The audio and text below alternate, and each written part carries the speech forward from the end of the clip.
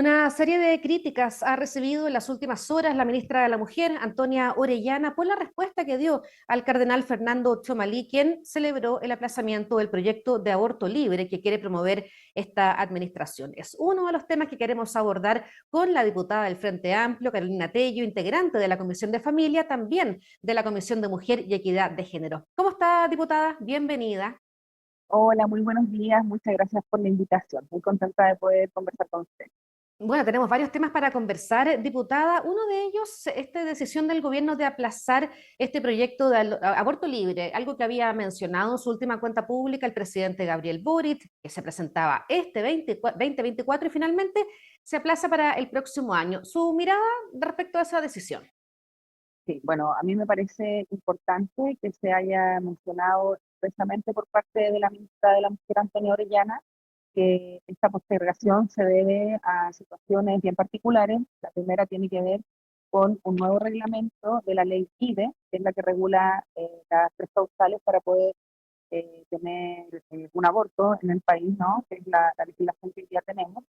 Y en ese sentido, ese reglamento aún no está 100% aprobado por Contraloría y esta es una de las situaciones, digamos, por las cuales se decide aplazar la presentación del proyecto, pero también porque se está haciendo un trabajo prelegislativo y también con las organizaciones incumbentes en este tema, también desde el punto de vista, por supuesto, de los derechos humanos, de los derechos de las mujeres, pero también todo lo que tiene que ver con una lista de salud pública, que por supuesto es principal en este tema. Y lo importante, como te decía al inicio, es que no es que se haya deshecho el compromiso, sino que se incluso robustece desde el punto de vista que se están intentando encontrar allí los ecos en el Parlamento también en relación a las visiones que tienen distintas parlamentarias y parlamentarios sobre este tema, que sabemos que es un tema complejo, y a mí me parece que esto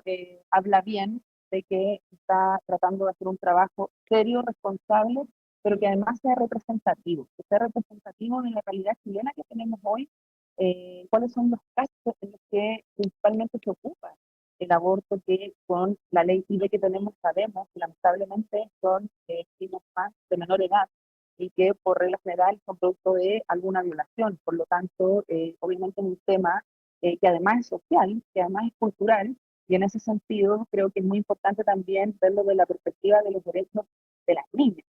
Hablábamos de... Diputada, ¿Sí? antes de seguir, ¿se puede acercar un poco más su micrófono para poder escucharla bien? ¿Ahí? ¿Sí? Ahí sí, la escuchamos ¿Ahí? mucho mejor. Perfecto. Sí, es un tema súper complejo, usted lo decía, ha generado siempre en nuestro país un debate muy grande, pero dentro del Frente Amplio no hay una sola mirada. Se lo pregunto porque, por ejemplo, Mm. el Roberto Celedón, independiente con un cupo en el Frente Amplio, decía ayer en una entrevista que el aborto sin causal no tiene ninguna posibilidad de prosperar porque sería inconstitucional.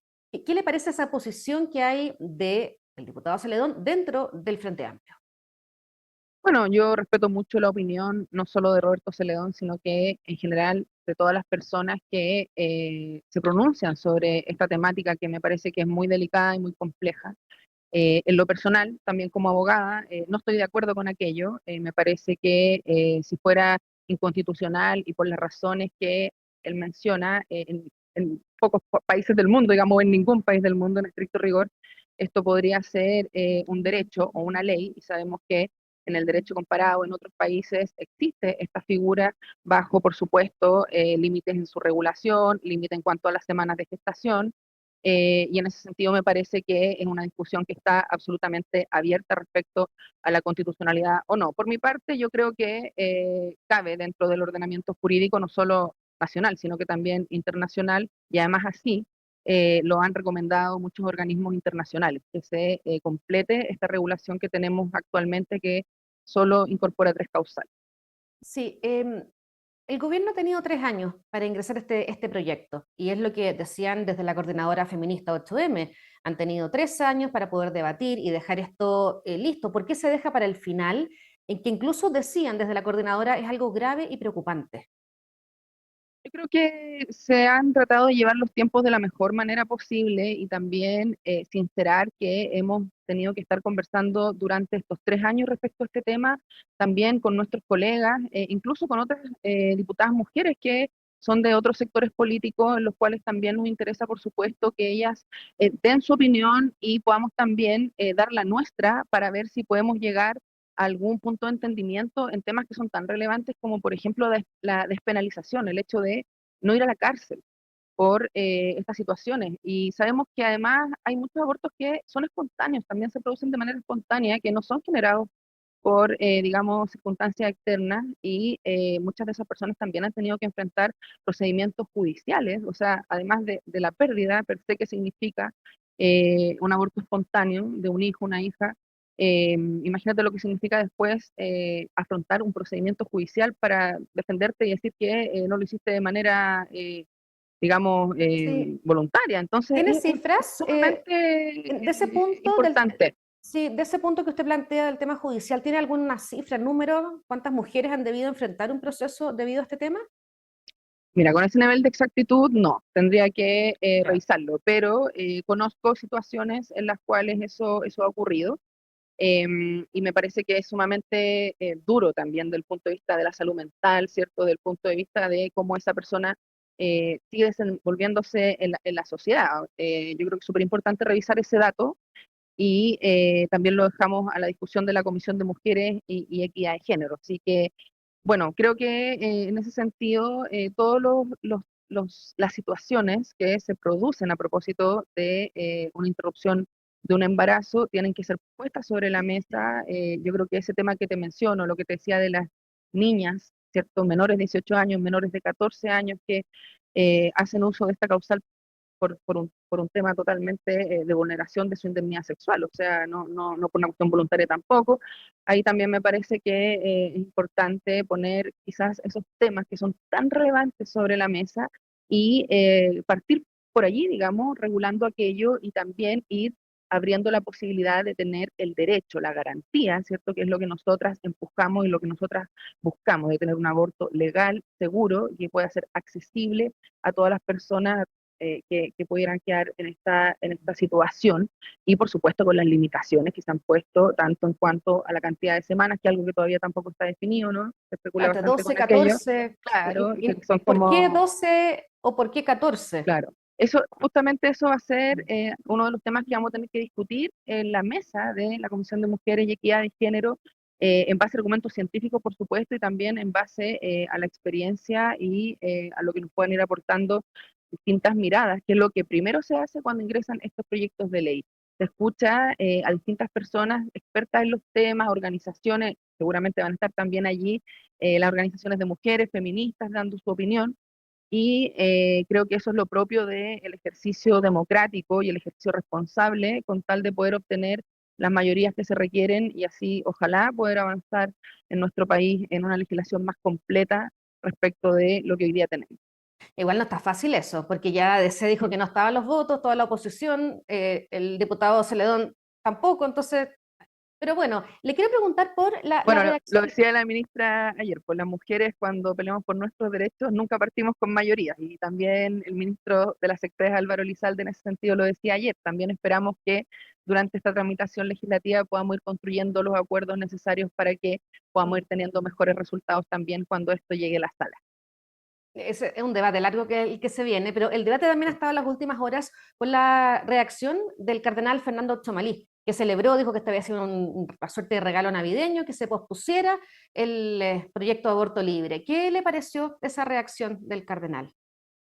No, a mí me parece que es información que no es real, no es fidedigna, digamos, porque la ministra lo dijo claramente. Hay dos razones, que son las que mencionamos al inicio de esta entrevista, por las cuales se decide postergar la presentación del proyecto de ley para el primer semestre del próximo año y no tiene que ver con hacerle regalos de Navidad a nadie, todo lo contrario, esto no se personaliza, como te decía, es un tema de derechos humanos, de derechos de las mujeres, de derechos de la salud, ¿no? De criminalización, y creo que hay que ser cuidadosos y cuidadosas también, respetuosos como te decía, situaciones bastante dolorosas que han vivido muchas mujeres, no solo en nuestro país, sino que en todo el mundo, a propósito de no tener una regulación completa respecto a este tema y recordar que antes de la dictadura militar sí teníamos un aborto terapéutico en el Código Sanitario en nuestro país y que en la época de la dictadura esto se eliminó y por eso hoy tuvimos que volver en esta lucha para que se establezca como un derecho también en ese sentido. O sea, a mí me parece que eso es un ejemplo claro de cómo se puede retroceder en los derechos de las mujeres cuando se personalizan estos temas en algo en particular y no se ve como un tema de la sociedad en su conjunto. Y la respuesta de la ministra Orellana, se lo pregunto por la reacción que se ha conocido en las últimas horas cuando se habla de las formas del respeto a las instituciones y que es lógico que la Iglesia Católica tenga una postura y que la pueda expresar, pero ella se refiere a estos príncipes de la Iglesia. ¿Fue adecuada la respuesta de la ministra? Yo creo que ella no dice ninguna mentira en el sentido de que efectivamente eso es lo que significa y es lo que representan, ¿no? Ahora, como te digo, tampoco creo que haya sido una falta de respeto, ni mucho menos, sino que creo que ella lo menciona, de hecho, textual prácticamente, de que eso es lo que significa y que no tiene que ver con esa razón, sino con la que mencionamos, ¿no? Que el reglamento, el nuevo reglamento de la ley de tres causales, ¿cierto? De la ley IBE, está aún en Contraloría y por eso tenemos que esperar que aquello salga. Entendemos que eso va a ser prontamente para poder tener también allí una normativa que sea acorde con aquello. Así que creo que eso es una razón real, son las verdaderas eh, digamos, cuestiones que se han ido sucediendo y que no permitieron que el proyecto estuviera presentado en diciembre del 2024 y va a ser presentado el primer semestre del 2025, y también lo que tiene que ver con buscar justamente la mayor cantidad de acuerdos en el sentido del trabajo prelegislativo y también con las organizaciones que sabemos que están criticando y a mí me parece que es sumamente válido. O sea, yo estaría haciendo exactamente lo mismo si estuviera en mi rol de directora regional de ABOFEM, por ejemplo, cuando lo fui antes de ser diputada, porque entendemos que es una urgencia para la ciudadanía, pero en el Parlamento nuestro rol, por supuesto, que es parlamentar, es convencer, es buscar puntos de consenso para que las normativas puedan tener los votos y ser ley, de lo contrario, no avanza. Ya, claro, la ministra Orellana debería pedir perdón por la manera en que se refirió al cardenal, es como lo están pidiendo desde la oposición. Lo que te digo me parece que no fue en un tono ofensivo, sino que ella expresó lo que significaba y dijo que no eran las razones y explicó cuáles eran las verdaderas razones. Por lo tanto, creo que no tendría por qué ser. Creo que no utilizó tampoco ningún término vulneratorio, digamos, y en ese sentido me parece que estaría dentro de lo que corresponde. Como te digo, a mí me parece que siempre es muy importante mantenernos en un tono de respeto, por supuesto, y discutir con altura de miras, que me parece que es lo que amerita este tema que es tan relevante para nuestro país, para nosotras las mujeres, para las niñas, ¿cierto? Y para todas las que vienen también. Mm. Usted hablaba del trabajo del Parlamento, que es Mm, convencer, que es dialogar. sí, Bueno, y la llevo al tema de las pensiones, que llevamos cuántos gobiernos discutiendo, muchos. conversando sobre pensiones. Se supone que Sí. estábamos cerca. Hay quienes dicen que no estamos tan cerca de llegar a un acuerdo. ¿Cuál es la mirada que tiene el Frente Amplio? Bueno, nosotros estamos, por supuesto, en una postura en la cual creemos que es necesario tener un sistema, un nuevo sistema de pensiones que mejore la calidad de vida de quienes hoy día están recibiendo en promedio 44.000 pesos, ¿no? En el caso de las mujeres, 155.000 pesos en el caso de los hombres en promedio, lo cual evidentemente es muy por debajo, por ejemplo, de un sueldo mínimo que sabemos que apenas alcanza para las necesidades básicas que tienen las y los chilenos y las personas que están en nuestro país, y eso es una realidad. Y yo creo que todas y todos quienes conocemos a una persona mayor lo sabemos porque lo vemos, que tienen que elegir entre pagar un arriendo o entre comprarse sus medicamentos o de ir al médico o tener, qué sé yo, un espacio de esparcimiento, que me parece que es del todo justo al final de tus días cuando ya has entregado todo a tu país, has trabajado durante más de 65 años, ¿cierto? En el caso de los hombres, más de 60 en el caso de las mujeres, y también pensando en quienes han trabajado toda su vida de manera no remunerada, que es el caso de las cuidadoras, los cuidadores, ¿cierto? Muchas mujeres que Mm. han dejado de trabajar o no han podido trabajar por criar a sus hijos, a sus hijas, o cuidar a alguna persona enferma, ¿cierto? Y creo que en ese sentido también hay que mirar esa realidad y poner eso como prioridad sobre la mesa en pos de poder llegar a un acuerdo y que esto pueda generar la mejora que yo creo que es urgente para esas personas. Si la reforma llega a la Cámara sin separación de la industria, ¿cómo va a votar el Frente Amplio?